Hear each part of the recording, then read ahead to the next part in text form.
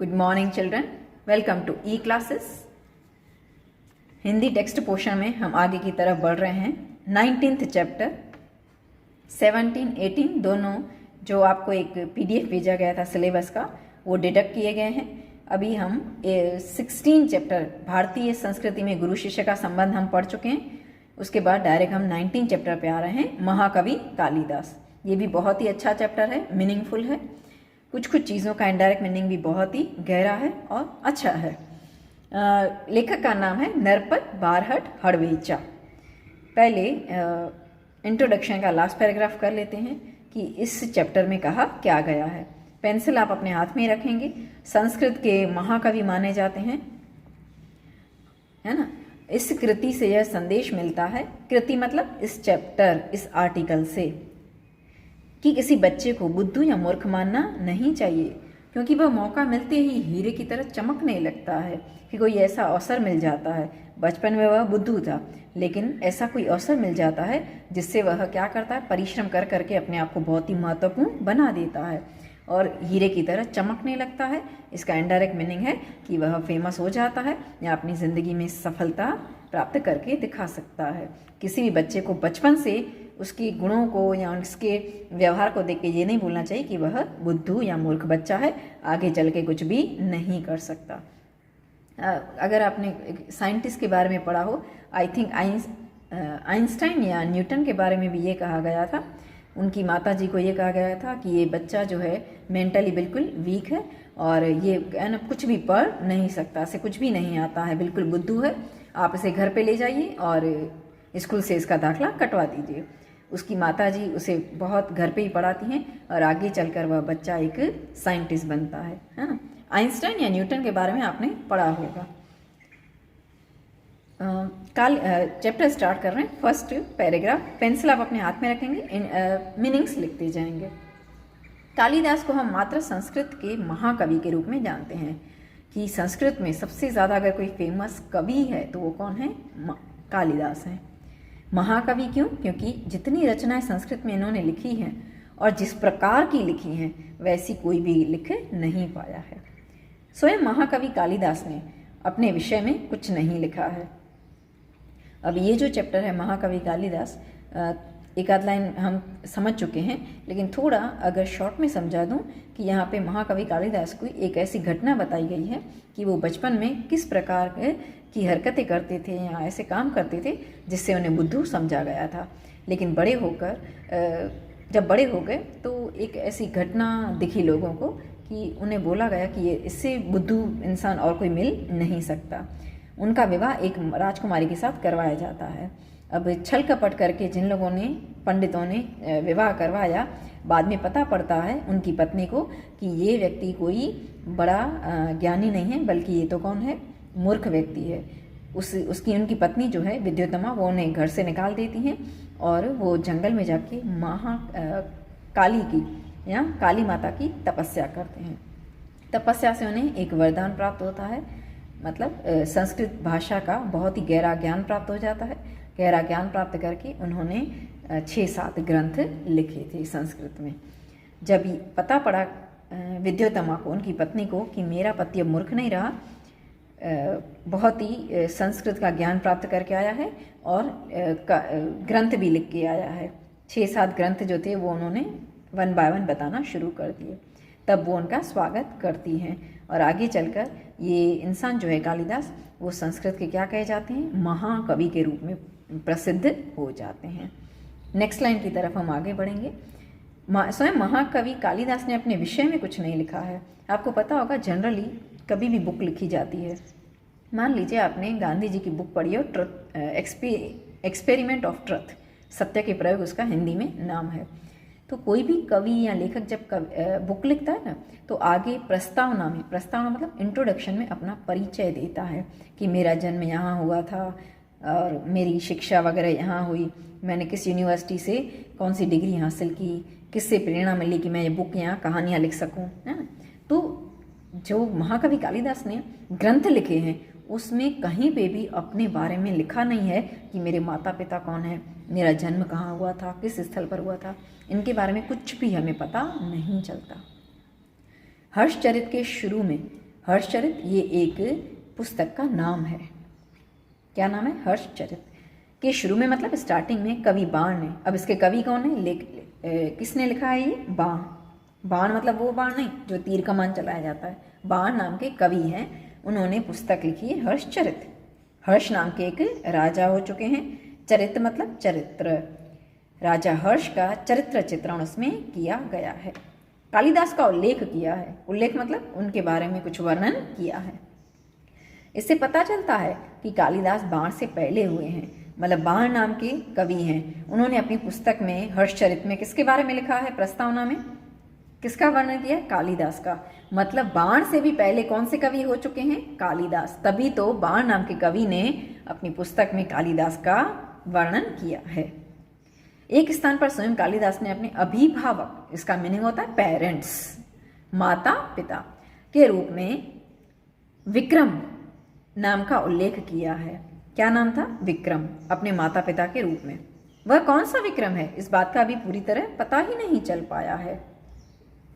फिर भी उन्हीं राजा विक्रमादित्य, इनका पूरा नाम क्या है? विक्रमादित्य, और राजा भोज का समकालीन, समकालीन का मीनिंग होता है एक ही समय में जो दो राजा हो चुके हैं। राजा भोज तो आपने नाम सुना ही होगा, एक कहावत भी है, कहाँ राजा भोज कहाँ गंगू तेली। तो राजा का नाम ही क्या था? भोज। मतलब विक्रमादित्य और भोज दोनों एक ही समय में अलग अलग राज्यों के राजा हो चुके हैं। मानकर कितनी कथाओं का नायक बनाया गया है। नायक मतलब हीरो, अभिनेता भी कहा जाता है इसे, नायक मतलब हीरो।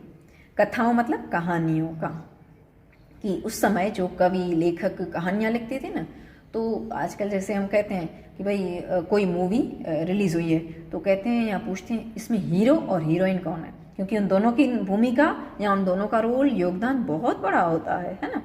तो जब ये लोग कहानियाँ या कविताएं लिखते थे ना, बड़ी बड़ी पुस्तक लिखते थे, चरित्र लिखते थे किसी व्यक्ति का, तो किसका लिखते थे? राजा का। अर्थात राजा को अपनी पुस्तक का या अपने आर्टिकल का ये लोग क्या बनाते थे? हीरो बना के लिखते थे।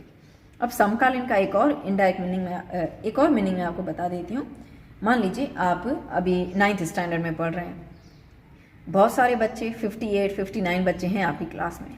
अब इस बात को 7-8 साल 10 साल बीत जाते हैं और आप जॉब कर रहे हैं, आपकी ही क्लास का बच्चा कोई आपसे मिलता है तो हम क्या कहते हैं कि ये मेरा क्लासमेट था, है ना।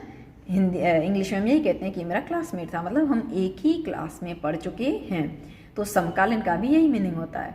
जब राजा विक्रमादित्य अपने राज्य में राजा थे, उसी समय किसी और राज्य के राजा कौन थे? राजा भोज। तो दोनों समकालीन माने गए। राज्य अलग अलग थे, राजाओं का नाम अलग अलग है, लेकिन दोनों का समय एक ही था। एक ही समय में दोनों अलग अलग राज्यों के राजा थे। विभिन्न भाषाओं में, भाषा मतलब लैंग्वेज, पहेलियों, पहेलियों का मीनिंग आपको पता है, पजल्स। लोक कथाओं में उनकी विद्वता, लोक कथा का मीनिंग होता है लोगों के द्वारा बनाई गई कथा अर्थात कहानी। लोक कथाएं में उनकी विद्वता, विद्वता मतलब ज्ञान, कविता, काव्य, चमत्कारिक प्रसंग, प्रसंग मतलब इंसिडेंट का वर्णन मिलता है। अलग अलग भाषाओं में उन्होंने जो कविताएं लिखी हैं, लोक कथाएं लिखी हैं, लोगों के द्वारा बताई गई कहानियाँ, कि जैसे आज ये कोई ऐसी कहानी हो कि एक राजा था, एक रानी थी, वो जंगल में जाता है तो किसी से मुलाकात होती है, या शिकार किया जाता है तो उसकी वहीं मौत हो जाती है, या उसने बहादुरी दिखाई। इस प्रकार की बहुत सारी हम क्या पढ़ते रहते हैं, सुनते रहते हैं, कथाएं सुनते रहते हैं। वो किसी पुस्तक में नहीं मिलती, लेकिन हमने क्या करी, लोगों के मुंह से सुनी है, तो उन्हें कहा जाता है लोक कथाएं। तो ये सब चीज़ें हमें कालिदास के किताबों में दिखाई देती है। जन्म और परिचय। कुछ विद्वानों ने कालिदास का जन्म 365 ईस्वी तक, आज कौन सा साल चल रहा है, 2020, और ये कब हुए थे, 365 मतलब 4थी सदी में। निधन मतलब मृत्यु, इनका देहांत कब हुआ था? निधन का समानार्थी शब्द लिख देंगे, मृत्यु, अवसान, देहांत 445 ईस्वी में माना जाता है। ईस्वी ये किसी भी वर्ष के पीछे लिखा जाता है। ई, महाकवि कालिदास के स्थान के बारे में ठीक ठीक पता नहीं चलता, जन्म स्थान के बारे में कि उनका जन्म कहाँ हुआ है, लेकिन अंदाजे पे लगाया जाता है कि उनका जन्म कब हुआ था, 365 में। कुछ विद्वानों ने उनका जन्म स्थान उज्जैनी, वर्तमान में हम उसे क्या कहते हैं, उज्जैन कहते हैं। कहाँ पे हुआ है इनका जन्म, उज्जैन में माना जाता है, जो सही लगता है, क्योंकि मेघदूत ये चैप्टर के लास्ट में मैं आपको पूरा वर्णन बताऊंगी इनका, ठीक है। मेघदूत पूरा डिटेल आया भी है, मैं भी एक्सप्लेन कर दूंगी। मेघ का मीनिंग होता है वैसे बादल, और दूत मतलब मैसेंजर, हमारा संदेश ले जाने वाला, लेके आने वाला, उसे कहते हैं दूत, है ना। तो बादलों को क्या बनाया इन्होंने, दूत बनाया था एक पुस्तक में, और वो बादल क्या लेके जाते हैं, एक जगह से दूसरी जगह संदेश लेके जाते हैं। पूरा का पूरा काल्पनिक है, इसमें सच्चाई कुछ भी नहीं है। मैं स्वयं कवि ने उज्जैनी को विशेष दर्शनीय कहा है। विशेष मतलब खास तौर पर, दर्शनीय मतलब देखने योग्य। कोई बहुत ही अच्छा टूरिस्ट प्लेस होता है तो हम तारीफ करते हैं, है ना, कि ये प्लेस बहुत अच्छा है। तो तब के समय में उज्जैन बहुत ही दर्शनीय योग्य या टूरिस्ट प्लेस माना जाता था। लंबा रास्ता पड़ने पर भी उधर से जाने के लिए बादल से अनुरोध किया है। अनुरोध विनंती की है कि बादल एक व्यक्ति का मैसेज जो है, संदेश है, दूसरी जगह लेके जा रहा है, तो रास्ता बहुत ही लंबा पड़ गया है, तो वो क्या करता है, बादल से अनुरोध करता है, अनुरोध विनंती। उज्जैनी में उन दिनों राजा विक्रमादित्य का राज्य था मतलब वो अपना, उनका शासन चलता था। वहाँ की प्रजा सब प्रकार से सुखी थी। साहित्य कला की उन्नति, साहित्य मतलब लिटरेचर, हम जो भी भाषा पढ़ते हैं ना, हिंदी, गुजराती, इंग्लिश, इसमें कविताएं, कहानियां, निबंध, इन्हें क्या कहा जाता है एक शब्द में, साहित्य। कला मतलब विभिन्न प्रकार की कलाएं, आर्ट, हुनर की उन्नति मतलब प्रगति, चरम सीमा पर पहुंच गई थी। चरम मतलब बहुत आगे निकल गए थे, साहित्य के क्षेत्र में और कला के क्षेत्र में। अब कला तो बहुत सारी प्रकार की हो सकती है, संगीत की कला, ड्राइंग की कला, है ना, हैंडवर्क करते हैं वो भी एक कला है, मकान बनाना, महल बनाना, ये भी एक कला है, आर्किटेक्ट। राजा विक्रमादित्य ने अपने नाम से ही विक्रम संवत चलाया था। संवत ये आपको पता होगा, हमारे भारतीय कैलेंडर में अगर आप गुजराती कैलेंडर का भी देखते हो ना, तो उसमें लिखा रहता है वी सम, मतलब हमारा भारतीय वर्ष। अभी जैसे 2020 हमारा वेस्टर्न कल्चर के हिसाब से चल रहा है, अगर आप गुजराती में देखेंगे तो 2071 या 2070 ऐसे कुछ चल रहा होगा। मतलब हमारा वर्ष जो है वेस्टर्न कैलेंडर से बहुत साल आगे है। उन्होंने उस समय का नाम ही क्या दिया गया था, राजा विक्रमादित्य ने अपने ही नाम से विक्रम संवत चलाया था। समय समय पर इन्होंने सोने के जो सिक्के चलवाए थे, उनसे उनके राज्यकाल का ठीक ठीक पता चलता है। जो करेंसी, हर राजा अपनी तरीके से अपनी एक करेंसी निकालता था, तो राजा विक्रमादित्य ने अपने ही सोने के सिक्के चलवाए थे।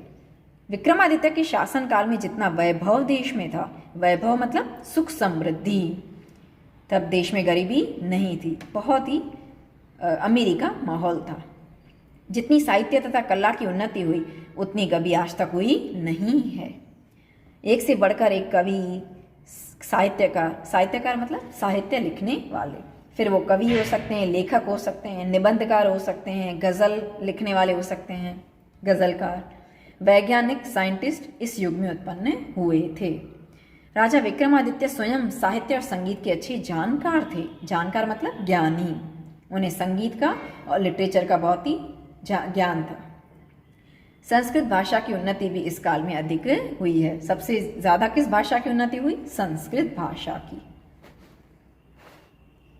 अपने पूर्व जन्म में बुद्धू माने जाने वाले कालिदास, पूर्व जन्म मतलब पहले का जीवन, पूर्व जीवन कि मान लीजिए अभी आप 13, 14, 15 साल के हैं, तो बचपन में जब आप 5-6 साल के थे उसे क्या कहा जाएगा? पूर्व जीवन। पूर्व मतलब पहले के जीवन में। बुद्धू माने जाने वाले कालिदास विक्रमादित्य के दरबार में के दरबारी कवियों में सर्वश्रेष्ठ थे। दरबारी कवि का मीनिंग बता दूं, कोई भी राजा होता था ना, वो अपने महल में कुछ ऐसे साहित्यकारों को या जिसे बहुत ही अच्छा ज्ञान हो, पंडित हो कोई या राजगुरु, इन्हें अपने महल में रखता था। या कोई म्यूज़िक आर्टिस्ट है जब आजकल हम कैसे करते हैं, बोर हो जाते हैं तो कहते हैं चलो मूवी देख के आते हैं, थोड़ा एंटरटेनमेंट हो जाएगा, या मोबाइल में कोई वीडियो देख लेंगे, मूवी देख लेंगे, या टीवी पे कुछ मूवी देख लेते हैं, सीरियल देख लेते हैं। तब के समय में ये सब तो था नहीं, तो राजा लोग अपना एंटरटेनमेंट कैसे करते थे, कुछ नृत्यांगनाएं हुआ करती थी, है ना, वो उनके दरबार में, उनके महलों में नृत्य करके, डांस करके राजा का क्या करती थी, मनोरंजन करती थी। उसी प्रकार कुछ कवि, लेखक, साहित्यकार हुआ करते थे, वो लिखी गई कविताएं राजा के सामने प्रस्तुत करके उनका मनोरंजन करते थे। तो 9 दरबारी कवि थे, उनमें से सबसे ऊंचा स्थान किसका था, कालिदास का। ओके, कालिदास के अतिरिक्त 8 और कवि भी दरबार में थे जो नवरत्न कहलाते थे। नव मतलब 9, रत्न मतलब अनमोल रत्न, जेवरात, हीरे जेवरात जिसे कहा जाता है। नवरत्न मतलब 9 के 9 कवि बहुत ही अच्छे थे, साहित्यकार थे। लेकिन सबसे ऊंचा स्थान किसका था, सर्वश्रेष्ठ कालिदास का।